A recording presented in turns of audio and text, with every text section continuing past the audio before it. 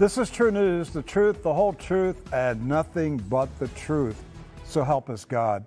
I'm Rick Wiles. The 2022 Winter Olympic Games will open in 3 weeks in Beijing, China. Just 1 hour from Beijing, the port city of Tianjin is in total lockdown today. 2 more cities are also in a COVID-19 lockdown. Together, the 3 Chinese cities have a combined population of over 20 million people. Doc Burkhart and I have some troubling and even chilling information to share with you today as we try to discern what is really happening inside China this week.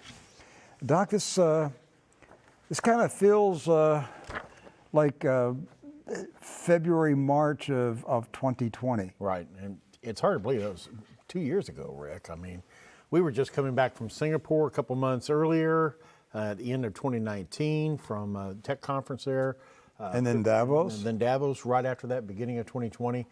And it was just then you started to hear some of these strange reports coming out of China, you know, of people getting sick and everything. And then within a few weeks, you started seeing videos pop out of people lying in the street, and then the fumigation. Right, the fog machines and the fog trucks going down the streets and everything. It seems like those things are starting to happen again in China. Yes. And it's an eerie time, so as you said in the opening. Well, we'll take a look at this Voice of America story. China lockdown, locks down third city, raising affected to 20 million. And the VOA story, we've got a quote from that article. Right, so a third Chinese city has locked down its residents because of a COVID-19 outbreak, at least that's what they're saying, raising the number confined to their homes in China to about 20 million people. It wasn't clear how long the lockdown of Anyang, home to 5.5 million people, would last. Mass testing was being enforced, standard procedure whenever outbreaks pop up around the country. Another 13 million people are locked down in the city of Xi'an and 1.1 million in Yuzhou, with restrictions imposed on the port city of Tianjin. Only about an hour from Beijing, which is to host the Winter Olympics starting February 4th. A Games official responsible for disease control, Yuan Chun, said organizers are counting on the cooperation of athletes and officials to prevent an outbreak that could affect participation. But Rick, it wasn't that long ago where China was touting that they had pretty much beat COVID. Yes. I mean, they were having, parties and fireworks displays and everything else, huge crowds of people showing up for events without masks. What's changed? And they also, a few months ago, went to a zero tolerance, that if there was one case, they would lock down everything. Right. Which seemed extreme. I mean, you're going to lock down an entire city because one person has coronavirus? That's what the Chinese media told us months ago. Right. Remember, they started locking down the schools. They wouldn't let the parents take the children home. Yes. Because one case in the school. But now there's more information coming out of China, and we're trying to figure out, is there something really, something we ought to be worried about, something that's very troubling happening in China, or are we being set up with another propaganda campaign coming out of China? We're going to show you some things, and we'll let you make up your own mind about what's happening. We mentioned how 2 years ago those eerie videos were being smuggled out of China. That was one of the things that didn't make sense.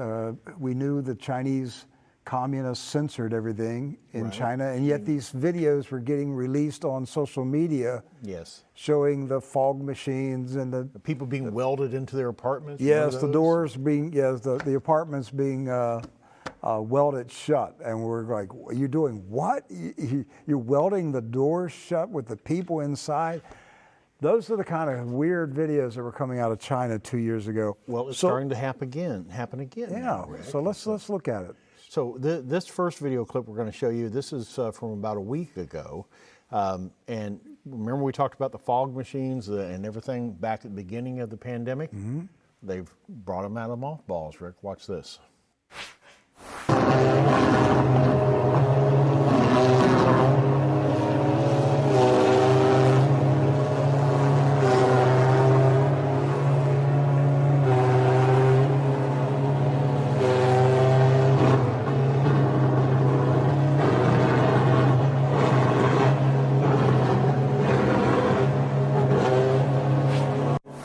Oh, wait a minute, Doc. I saw more than a fog thrower there. One guy had a flamethrower. Right. What was that about? I don't know. He was first he was shooting flames at the street, and then shooting flames at a door. Like I said, this was from about a week ago. This popped up. There are a lot of these types of videos that are out there. Here's a tweet that give you an idea here. A real militaristic vibe to disinfect the Jiangxi province shopping mall. Get ready for a visual slalom of similar muscle as Omicron Devil's totalitarian state and threatens efficiency in the public face of China. And so you had basically an army of people in hazmat suits going through with these fog machines, which I don't know what they do other than instill fear. I don't know if they actually get rid of the virus or not. But you'll see pictures like this of a dozen or several dozen people in hazmat suits going through an office building, through a mall. They brought out the the fog trucks again. We had that in the VOA article here earlier. Have they done the purge sirens? Now, I haven't heard that yet. Right. Haven't heard that yet. Now, one other thing that's happening too is there's been a real response. We didn't see this at the beginning of the pandemic at 2020. This is a video clip from CNN International, and Selena Wang, she's based out of Tokyo. She did a report on something that she's noticing that's happening in China right now, and I brought this to Rick's attention. See if you notice anything unusual about what's going on here in this clip. Julia, it is stunning to see thousands of those students in full hazmat suit loading those buses to go to quarantine. But Julia, this is in line with China's zero COVID strategy. They've been doubling down on it, and it relies on extensive quarantine measures, lockdowns, and mass testings. This video from Anyang City is in China's central Henan province. After confirming a total of 84 COVID-19 cases, it is now putting its 5.5 million residents into strict lockdown. People are banned from leaving their homes except to get tested for COVID-19. Now, this outbreak in Anyang is linked to a college student who tested positive for Omicron after traveling from Tianjin, which is a city hundreds of miles away from Henan. And that outbreak in Tianjin is especially concerning to authorities in Beijing. This is a city with close proximity to the capital, just 30 minutes away from Beijing by high-speed rail. This is, of course, the host of the Winter Olympics, now just weeks away. In Tianjin, after finding local transmission of Omicron cases, they are now mass testing its 14 million residents. There are 29 residential communities under strict lockdown. Residents cannot leave the city without special permission, but it's not just in these areas. We are seeing these local flare-ups in places across China, and we are seeing strict reactions in response to each one. We've been discussing what's happening in Xi'an. They've been under strict lockdown, and it's 13 million residents since December 23rd. And we're continuing to see a stream of complaints and desperate stories of people who are struggling to get basic necessities, food, and people who are struggling to get medical attention. Doc, when I was a child, I don't recall ever saying, "Mom, did you wash and dry my hazmat suit last night?"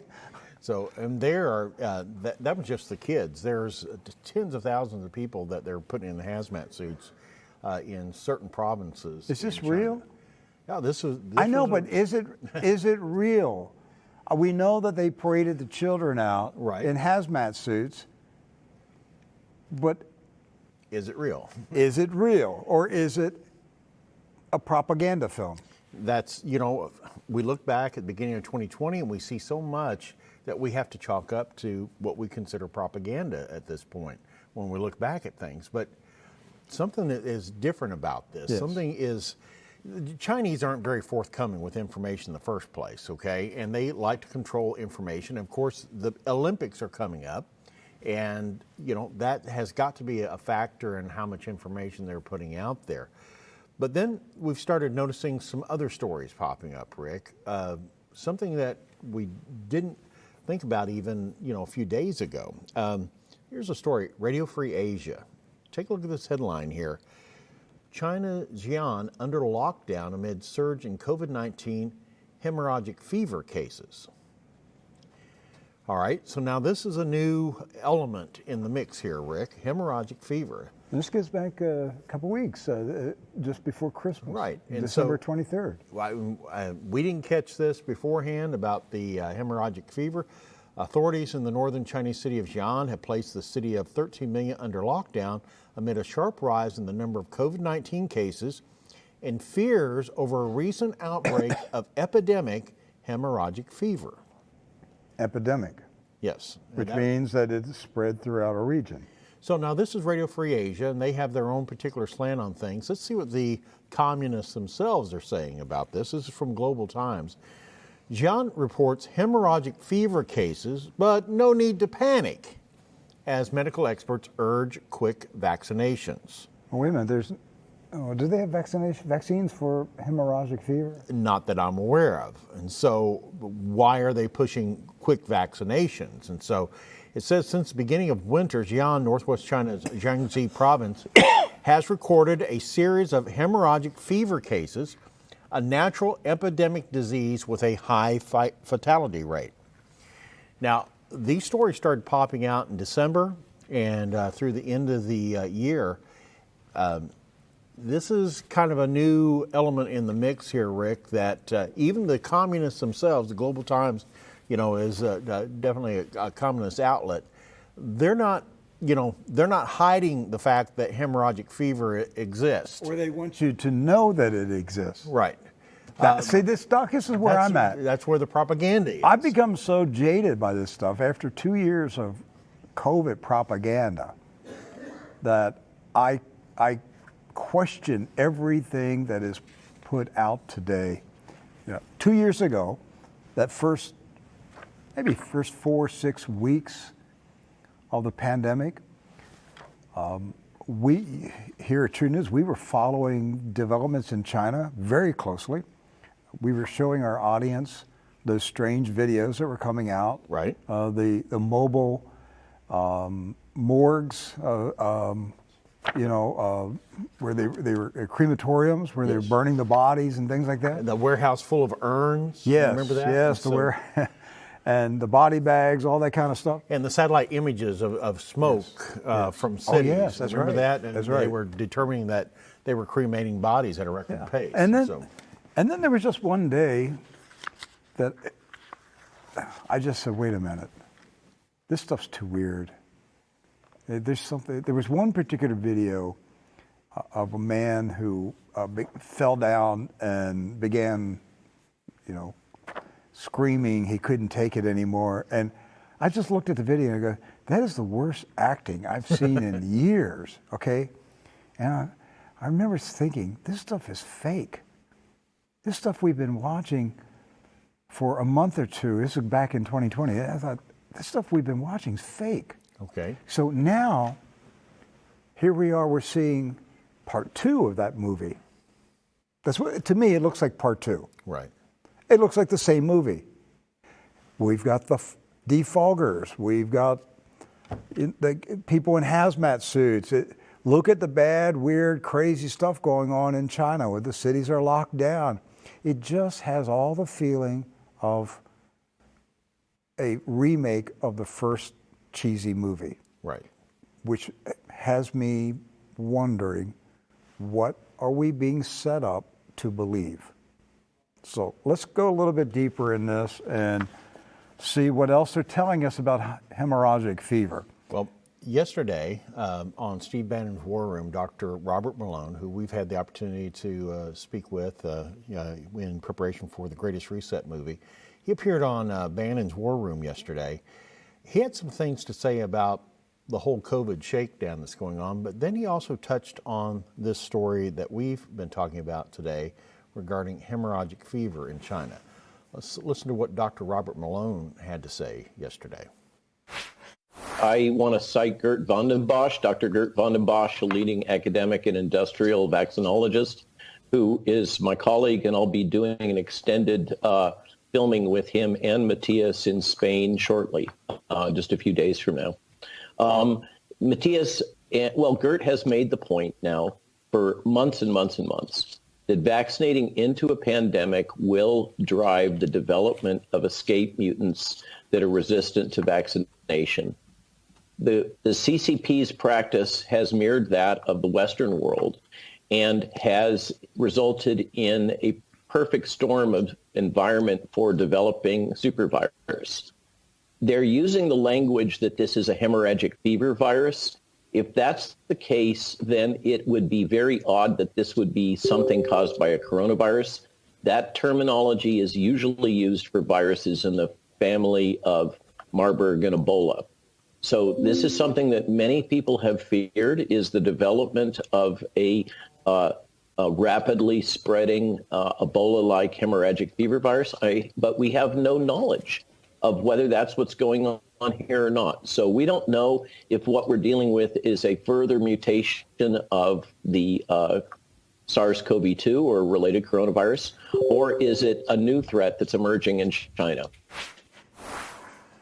So even Dr. Robert Malone is stymied by the reports that are coming out, and there are global reports all over. I have a clip of just a still of just a sample of some of the headlines from around the world here.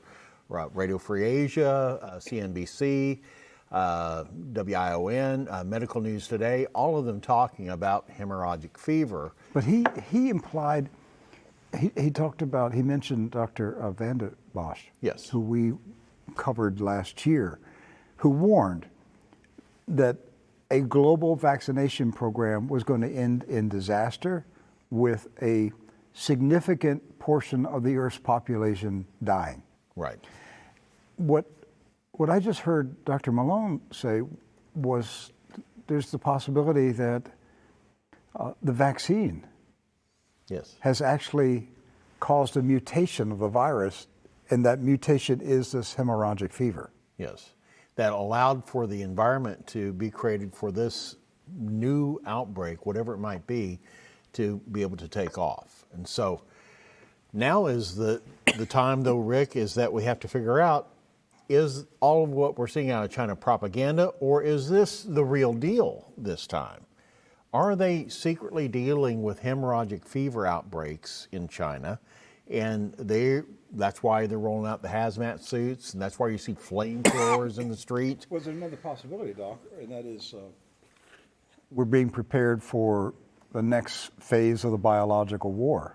Phase 2, the sequel. Yes, that they're going to roll out another virus to kill off the American people, and it's a hemorrhagic fever. People are going to be bleeding out of their eyes and their ears and their nose. It's like Ebola. So that's the other possibility.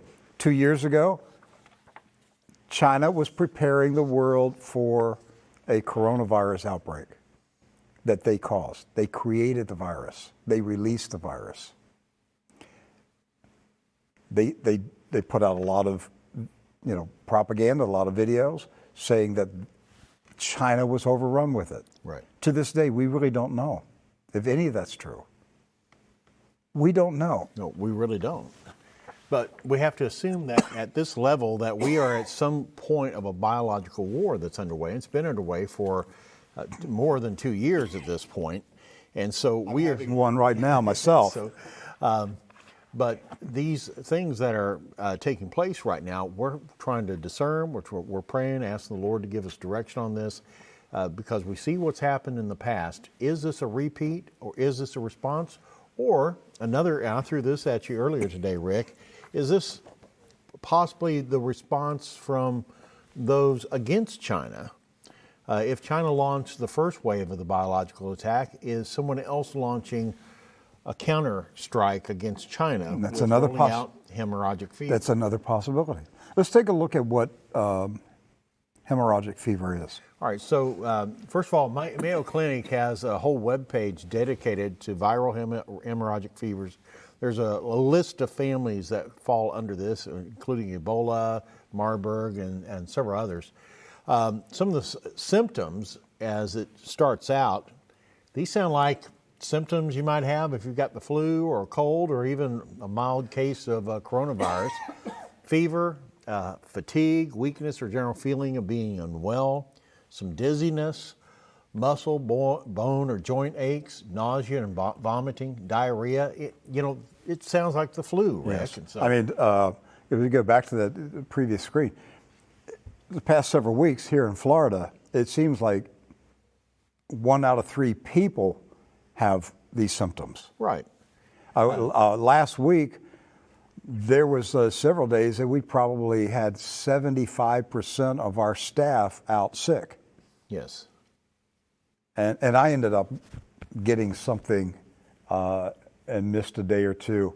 But it was in these same symptoms that people were experiencing. Now, as hemorrhagic fever advances, though, some of the more severe life-threatening symptoms, bleeding under the skin, in internal organs or from the mouth, eyes, or ears, nervous system malfunctions, coma, delirium, kidney failure, respiratory failure, liver failure.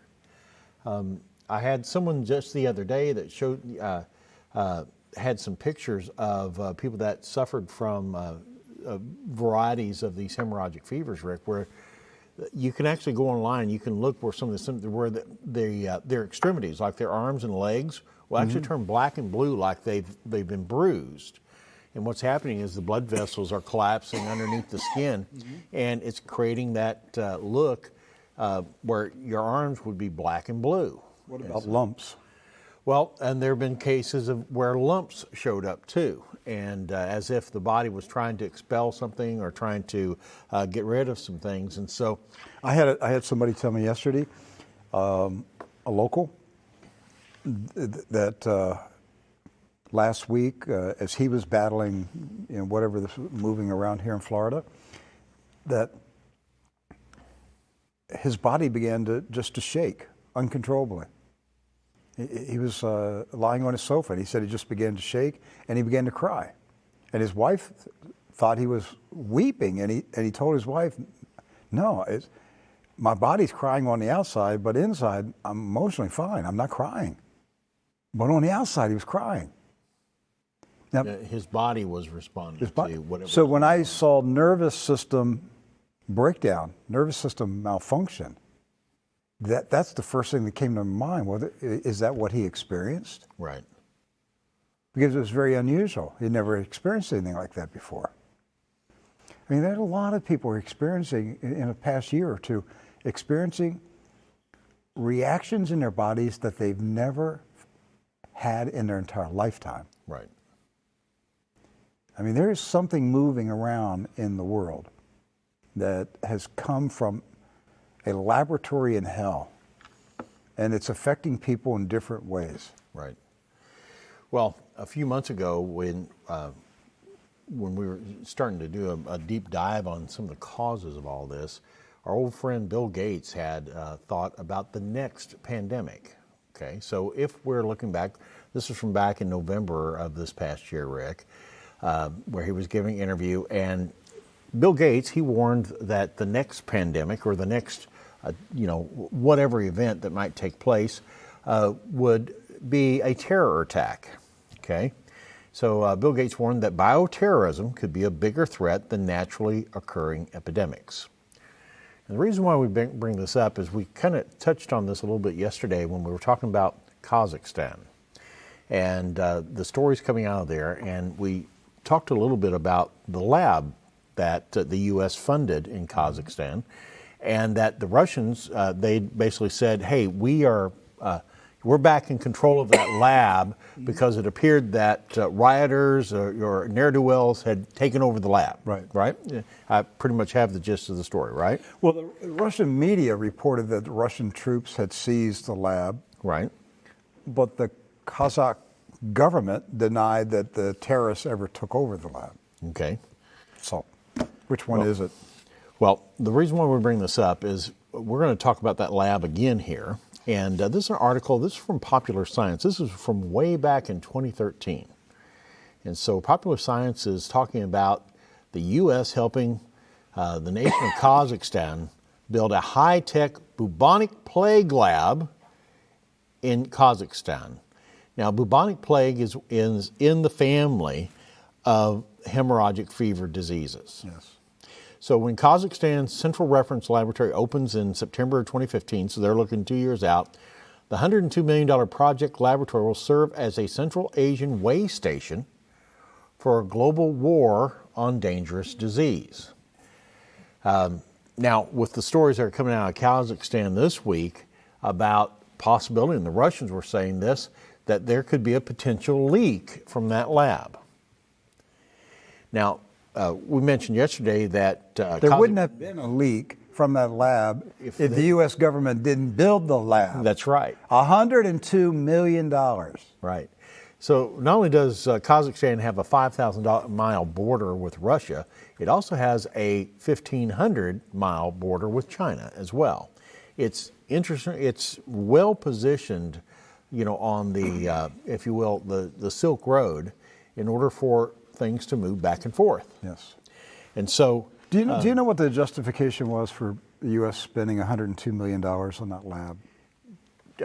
If I remember right, some of the articles yesterday were saying to keep it out of the Russians' hands because all that Soviet technology had been left behind when the Soviets pulled out. And their scientists. Right, and so they said, well, we got to do something with these guys because they're going to go to work for somebody. We don't want them to go to work for the bad guys, so we'll let them work for us. But isn't that what the CIA said after World War II with the Nazis? Yeah, let's bring them here, and the Japanese too, the torture specialists, and bringing them over here. So really what the Pentagon did is said, hey, we're going to get all the Soviet biological warfare research scientists and we'll put them on our payroll. Right. And we'll put the labs right there in their hometown. Yes, so they don't have to move. We don't have to do Operation Paperclip. So we'll put the paperclip on the Russia's border instead of moving everybody to the United States. Now, of course, the United States, for a lot of people, they may not even be aware that we've been funding labs like this all over the world for a very long time. We've got a lab named after a congressman over in Eastern Europe, the Luger Lab. Senator Richard Lugar. Richard Lugar, the Lugar Lab, where they specialize in bioweapons research too. Another lab that we indirectly funded, or maybe even directly funded, was the Wuhan lab in China. Mm-hmm. And of course, Dr. Fauci is the connection on that. And of course, Dr. Fauci right now is, he's been under the spotlight today in testimony before the Senate today, really trying to drill down on the actions of Dr. Fauci and everything. And so today, Rick, I don't know if you happened to see this video or not. Dr. Fauci was getting pretty frustrated with what was going on. Rand Paul was questioning him. Senator Marshall was questioning him. They were getting some really deep questions into him. There was a lot of, going back and forth. The frustration level boiled over. Here, we got a little clip here of Dr. Fauci showing his frustration. He was caught on a hot mic moment, Rick, commenting about his questioning by Senator Roger Marshall. Watch this. We look forward to reviewing. Totally incorrect. Well, we look forward to reviewing it. Senator Marshall, Dr. Fauci has answered you. It is public information, and he's happy to give it to you if you would ask. Senator Moran. What a moron. Jesus Christ. Now, I don't know if you caught that right at the very end there, but on the hot mic, he basically called Senator Marshall, what a moron. Jesus Christ, expressing his frustration. So he was caught there, basically, expressing all the frustration that he You mean as somebody questioned him? Right. And so all he has to do is just show up and answer the questions, and you don't have a problem. Well, what they're after is his financial records. Yeah. And the senator's office can't find the public file of Fauci's financial records. Right. And the senator said, the big tech companies are helping you to hide them. Yeah. You try to go look for them. Try to find the Fauci financial records. And Dr. Fauci says, well, I've shown my financials for the past 37 years. But Try to find them. Try to find them. See how difficult it is. And there's a reason why the highest paid public official, which Dr. Fauci is at over $400,000 a year, makes more money than the president. Okay? So he's the highest paid employee of the U.S. federal government. And that doesn't count the bonuses from Israel. Right, the $1 million checks that he gets from Israel. So yesterday we were anticipating some new information coming out regarding Dr. Fauci and regarding some information that Project Veritas may have come out with, and we were looking for that yesterday evening and this morning. There is some additional information that came out, but it came up from the GOP Oversight Committee. This is something that was released early this morning that we saw. And basically, this is the tweet here. It says, we've released never-before-seen emails showing Dr. Fauci may have concealed information about COVID-19 originating from the Wuhan lab and intentionally downplaying the lab leak theory. Now, this letter was sent to the director of HHS by Representatives Cormer and, of course, Jim Jordan. And they are requesting specific information regarding a period of time from about the end of January to the first week of February regarding information that was going back and forth between Dr. Fauci, Dr. Francis Collins, and others. Did Dr. Fauci know at that time that there was it could possibly be a lab leak from Wuhan? That is the gist of the question there. And so it's a 2-page letter from Representatives Cormer and Representative Jim Jordan. Some of the questions that they asked, okay, in this letter: did Dr. Fauci or Collins warn anyone at the White House about the potential COVID-19 originated in a lab and could be intentionally genetically manipulated? So that was a specific question they asked. If these concerns were not shared, why was the decision to keep them quiet made? What new evidence, if any, came to light about COVID-19 between February 1st and February 4th, 2020 to alter the belief it originated in a lab? Did Drs. Fauci or Collins edit the Nature Medicine paper entitled The Proximal Origin of SARS-CoV-2? And would having this knowledge earlier have benefited either vaccine or treatment development? By February 1st, 2020, were Drs. Fauci or Collins aware of the State Department's warnings about Wuhan lab safety? And would this warning have changed the early response to the COVID-19 pandemic? So these are specific questions that Representatives Cormer and Jordan want answered. Now, the letter references a February 1st, 2020 conference call that took place between Dr. Fauci, Dr. Collins, and at least 11 other scientists who convened to discuss COVID-19. It was on this conference call that Drs. Fauci and Collins were first warned that COVID-19 may have leaked from the Wuhan lab and further may have been intentionally genetically manipulated. Again, it's unclear if either Dr. Fauci or Dr. Collins ever passed these warnings along to other government officials or if they simply ignored them.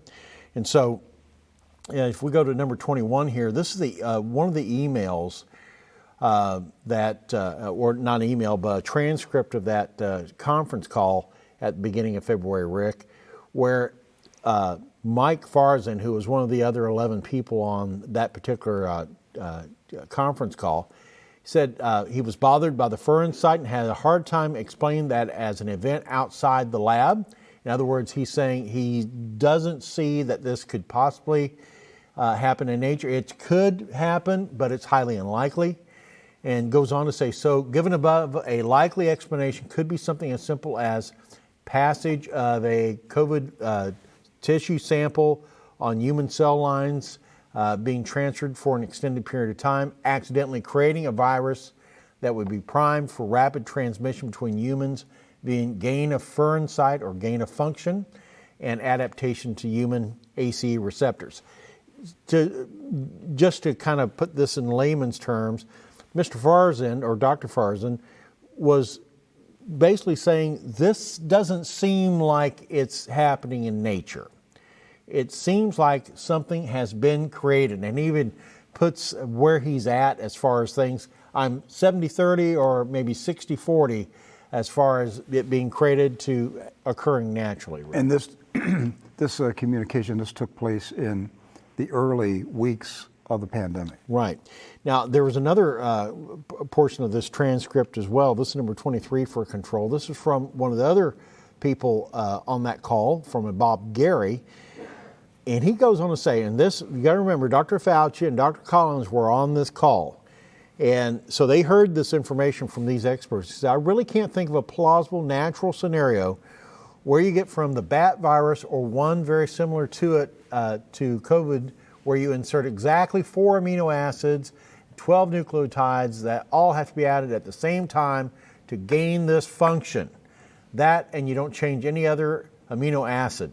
I just can't figure out how this gets accomplished in nature. So a couple things to note from this, Rick, is that once again, one of these experts on this call saying, I don't believe that this actually occurred in nature. But also something else to notice here too, they were fully aware that gain of function was occurring. Both the Mike Farzan transcript and the Bob Gary transcript here both list gain of function in this. Now, what's gain of function? That means basically weaponizing the virus. That's right. So Fauci and Collins have potential criminal liability in this issue. Now, so this teleconference took place, and then just a few days later, there was an article that came out in Nature Medicine magazine. Okay, so 3 days after this conference call, 4 of the participants authored a paper entitled The Proximal Origin of SARS-CoV-2, of which Fauci and Collins were sent drafts of this. The authors, who had previously expressed concern over a lab leak and genetic manipulation, suddenly abandoned that theory to insist the new virus had a natural origin. And so within days, Rick, within about 3 days between that conference call and the release of this paper, several of these people that had previously had great concerns about this not occurring in nature suddenly flipped to a natural cause for this. So what do you think happened? I think that they were pressured to change their minds, that they were told this is what we're going to say and this is what we're going to do. That's one of the questions that Rand Paul was really probing in on Dr. Fauci today on, which Dr. Fauci did not answer in repeated attempts by Senator Paul to get to the bottom of what happened between that conference call and that article coming out. Doc, when you go back 2 years to the interviews we did with Dr. Judy Mikovits, who worked for Fauci decades ago at the NIH. Right. She described him as a criminal thug, a medical mafia. She was afraid of him. She was physically afraid of him. She purchased a gun because she feared for her life. Now, there's something wrong with that picture when a scientist working for the U.S. government has to purchase a firearm because she fears for her safety from another government scientist. There's something wrong with that picture. Fauci's been getting away with this criminal behavior for decades. Well, you saw a little bit of that response of Dr. Fauci today in his interchange with Rand Paul. Rand Paul gets under his nerves. I mean, he really, really does. Dr. Fauci, when you see him on Good Morning America or all the Sunday morning talk shows, he's America's doctor, he's just good old friendly Fauci, right?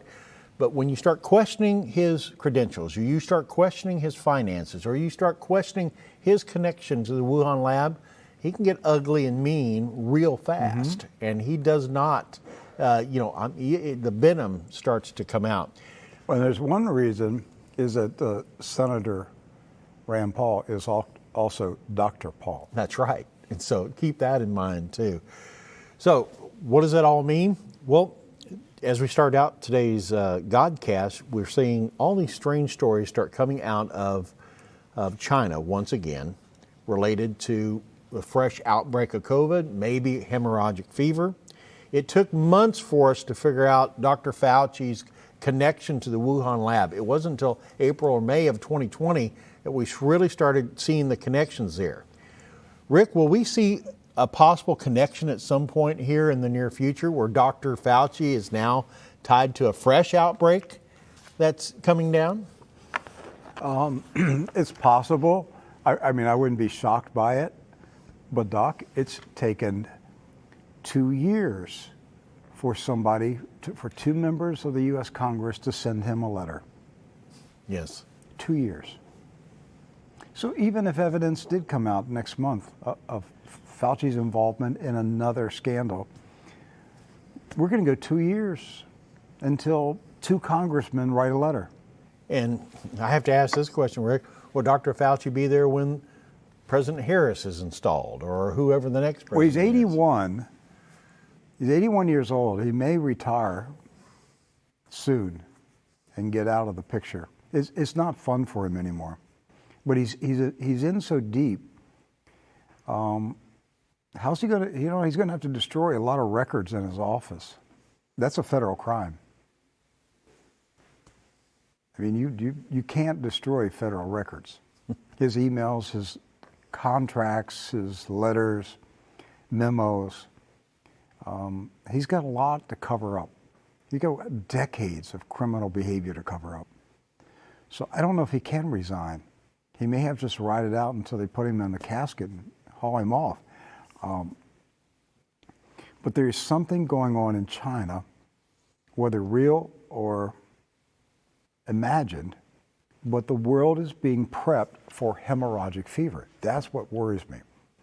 And it's either the vaccination campaign has caused the virus to mutate into a hemorrhagic fever-like virus, or China is releasing a new virus on the West, or the West has attacked China with a hemorrhagic fever. Well, we know, you said in the open, Rick, that the Olympics are just 3 weeks away, okay?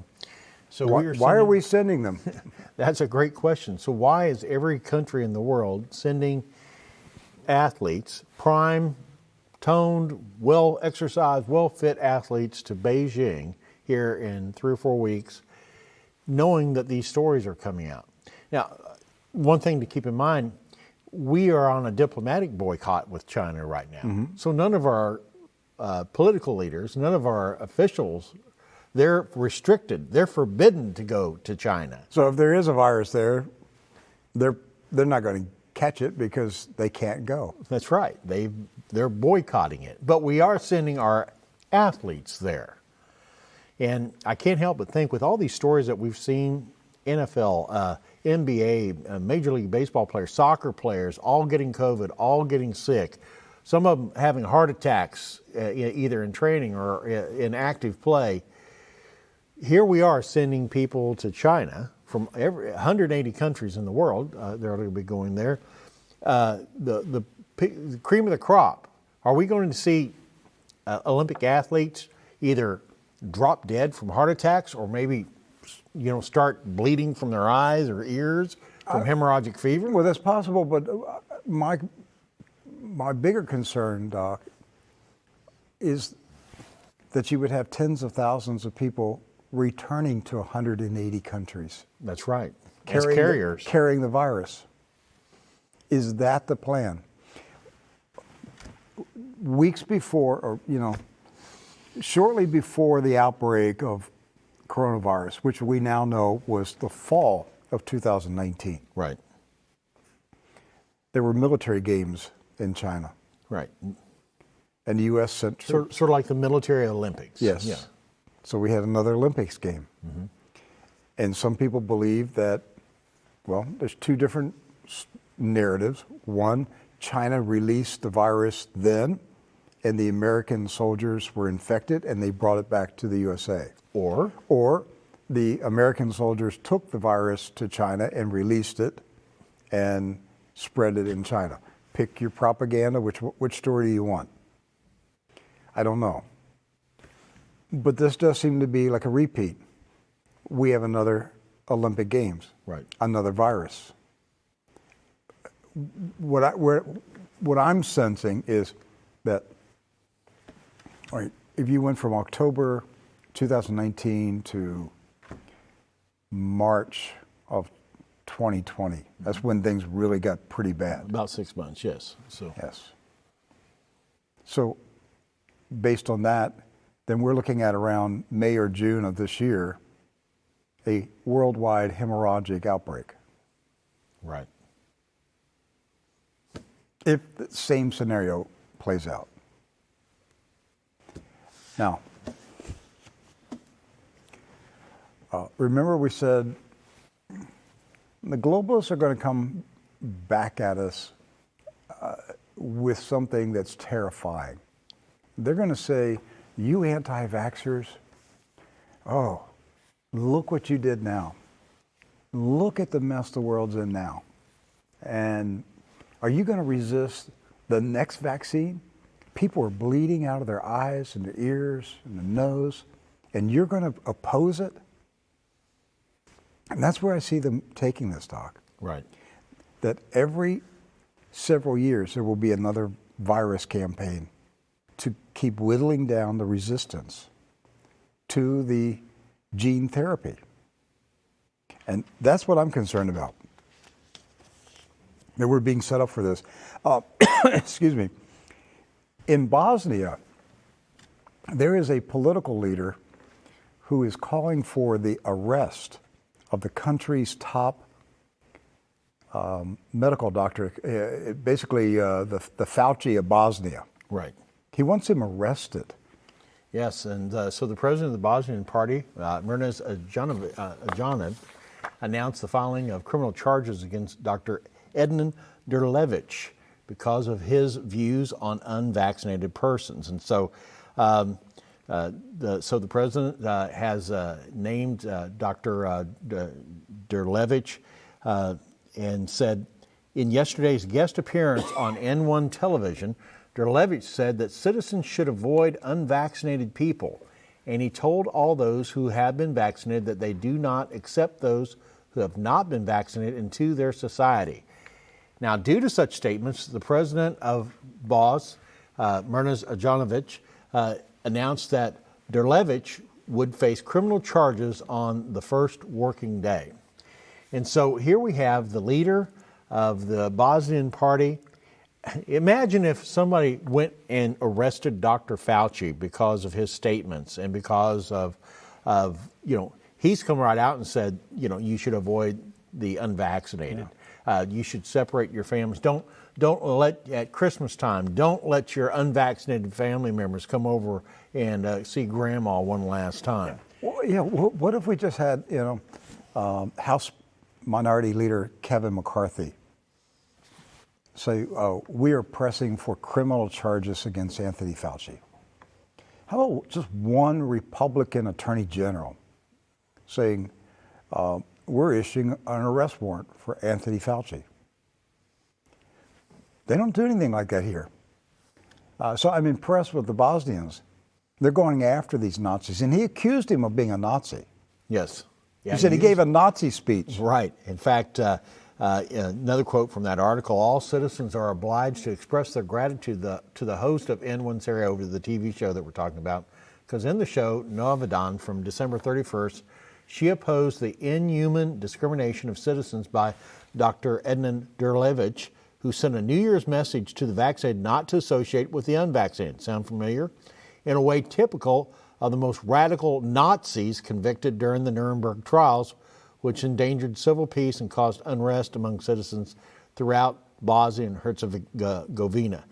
They have a long memory in Bosnia and Herzegovina because they suffered greatly under the Nazis. And they can recognize a Nazi. Yes. And so they are responding in a way that we should be responding here. We should be taking these people and making sure that they never, ever inflict their kind of pain on us again. The closest thing we see anyone coming to any kind of threat of that, Rick, Rand Paul today once again called for the resignation of Dr. Fauci. I would say call for the arrest and imprisonment resignation. of Dr. Fauci. That's minor. His resignation. I mean, it would be like saying, I wish Dr. Mengele would resign. That's the essential ingredient of that. So, all right, let's take this to another level. If you live in North Carolina, you're probably aware that the U.S. Army is conducting a war exercise in a number of North Carolina counties. Right. And this story is from the Raleigh News and Observer. And we've got two quotes from it, and it gives you an idea of what the U.S. Army is practicing for. So, a realistic guerrilla war will be fought across 24 North Carolina counties this month with young soldiers battling seasoned freedom fighters. According to the U.S. Army, the 2-week unconventional warfare exercise will be staged January 22nd through February 4th on privately owned land. It'll be realistic enough to include the sounds of gunfire, they say in blanks and flares. The U.S. Army John F. Kennedy Special Warfare Center and School said in a news release. Exact times, locations, and exercise specifics are not provided. But they do make it a point to make sure you know who they're fighting, Rick, and that's freedom fighters. Yeah, let's go back just to the other. They're battling seasoned freedom fighters. You know what I see in that? Veterans. Yes. Seasoned freedom fighters. That means the target of the U.S. Army will be U.S. veterans. Yes. Your Army is practicing to shoot veterans. Let's get real about it. That's exactly what it's saying there. So when it says seasoned freedom fighters, you're talking about people who've had practical military experience. Maybe they've already served in Afghanistan or Iran or Iraq. They've had the actual field experience, or they could even be soldiers today who have not submitted to the current vaccination mandate. Yes. And so you see. Or they could be, quote, white supremacists. Yes. Or white nationalists in the military that the Biden administration is trying to hunt down and push them out of the U.S. armed forces. But you understand that now that this doctrine is out there, that the enemy is here, that the American people are the enemy. Freedom fighters. Yes. Freedom fighters are, wait a minute, if you're a freedom fighter, you're fighting for freedom. Right. Then why is the U.S. Army trying to shoot you? Because you can't have freedom. But we stand for freedom. America, we stand for freedom. So why would the Army fight anybody who's fighting for freedom?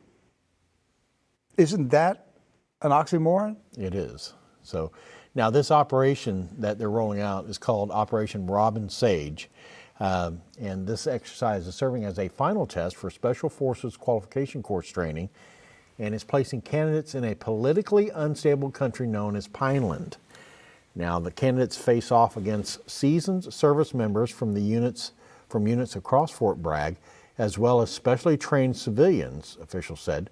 The setting is characterized by armed conflict, forcing the students to solve problems in a real-world setting.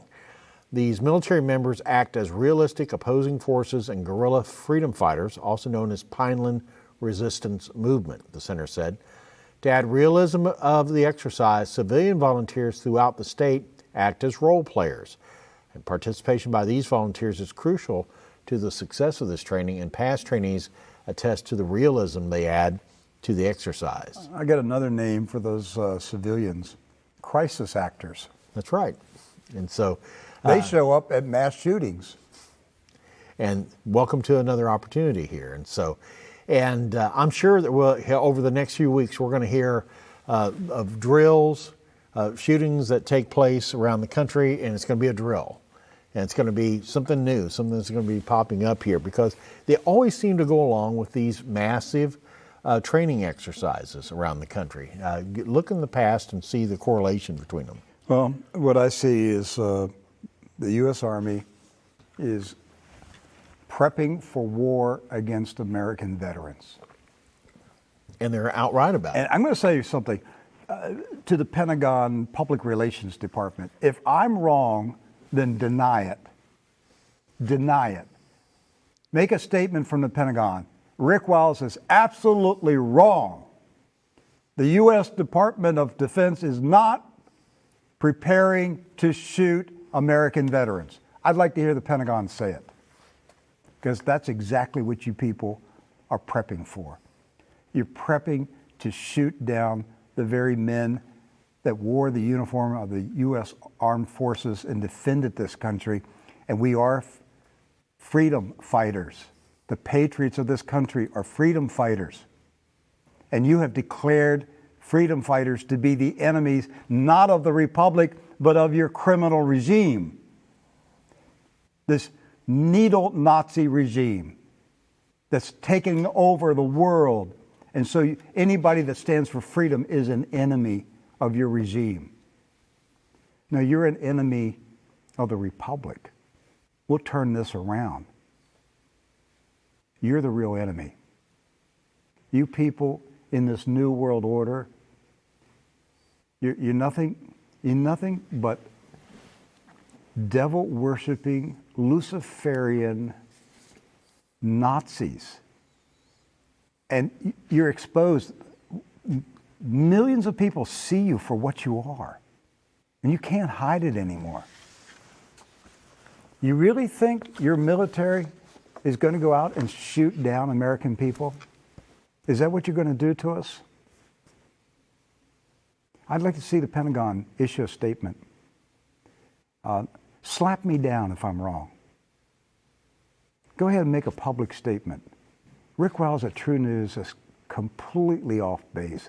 The U.S. Army would never prepare to shoot American veterans. Do you think they'll make that statement? Of course not, because they've already admitted that they're going to.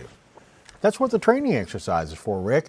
They're training these young men, these young soldiers, to say that your neighbor is your enemy. The Pineland Resistance Movement. Pineland sounds like Georgia or North Carolina. You better believe it. So somebody hiding out in the mountains, somebody with a gun. So, hey, we'll wrap up today's program with where are they now? Okay, so Gina Haspel, the former CIA director, where is Gina Haspel now? You know, there's bloody Gina. She, you know, as the rumor was, she actually grinned when they were torturing Iraqis in the CIA black sites in the Iraq War. yes. There's a lot of rumors that she kind of had a almost sexual fetish with torturing people. Right. Where is Gina Haspel right now? Well, she is serving right now, Rick, as the Senior National Security Advisor for an organization called King and Spalding. That's a law firm. Yes.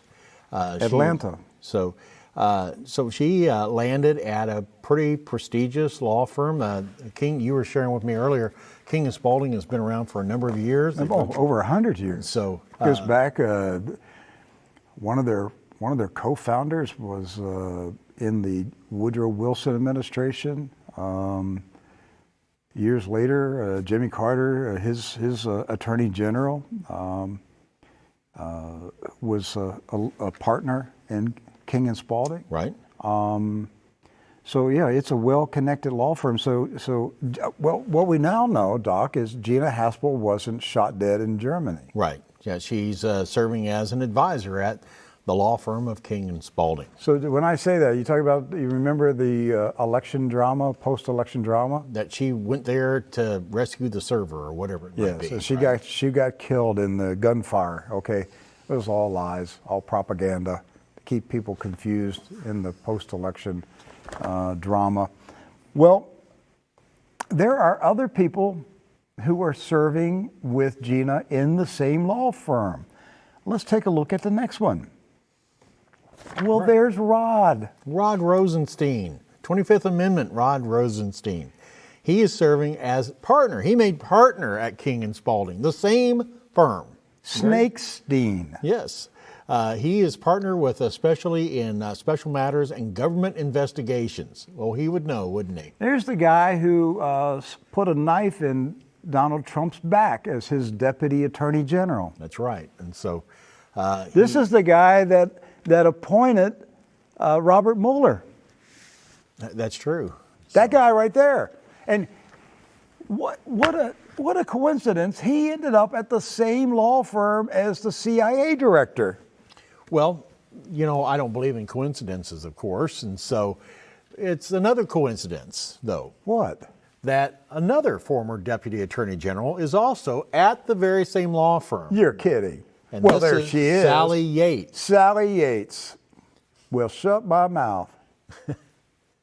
Now, And she's there too. She is there too. So you've got the former CIA director and two former deputy attorney generals, all with problems, let's say, with the Trump administration. Oh, she defied the president. Right. And so all three of them had problems with the Trump administration, and they all wind up at the very same law firm, the very same one. And just remember, Gina Haspel was CIA, before she became CIA director, she was the station chief in London, all right, and would have had direct access to the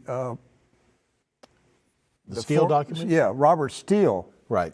The MI6 spy who came up with the whole hoax, the Russiagate dossier that the FBI used to investigate, the same dossier that Rod Rosenstein used to justify the Mueller investigation. Well, don't forget, Gina Haspel was also in charge of the torture that went That's right, on in Iraq. Yeah, that's the thing. When I was saying that was when she was had that little fetish about people being tortured. Right? So you've got Gina Haspel, you got Rod Rosenstein, you got Sally Yates. So basically, if you stick your knife in President Trump's back, they've got a place for you. Here's your parachute. You can land right here at at this law firm. It just keeps circulating, doesn't it? It's a small world, Doc.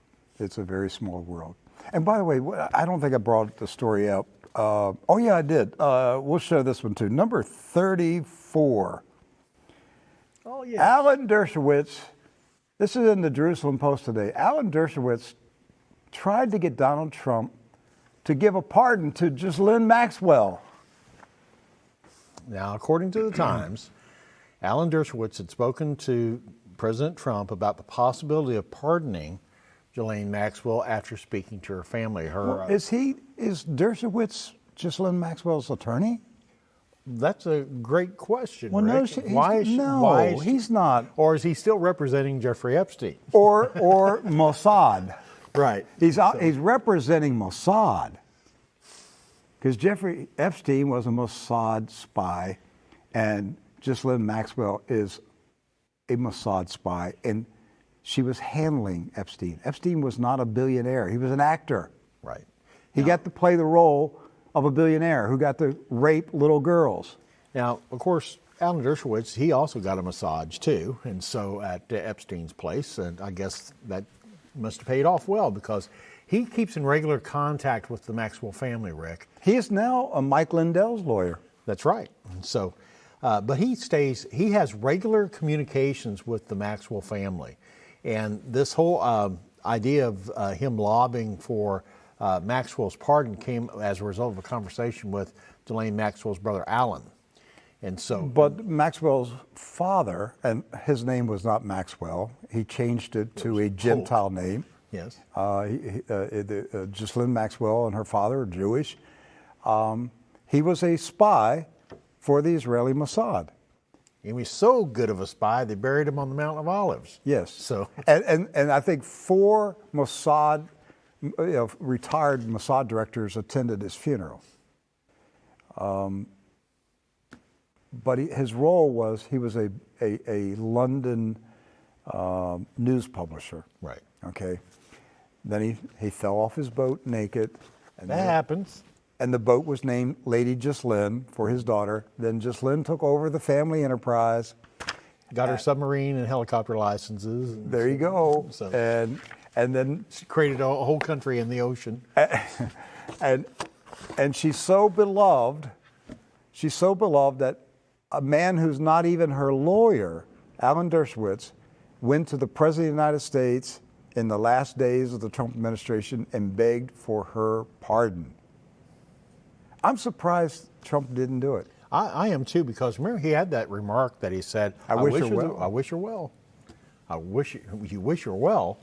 She was connected with a pedophile. You wish her well.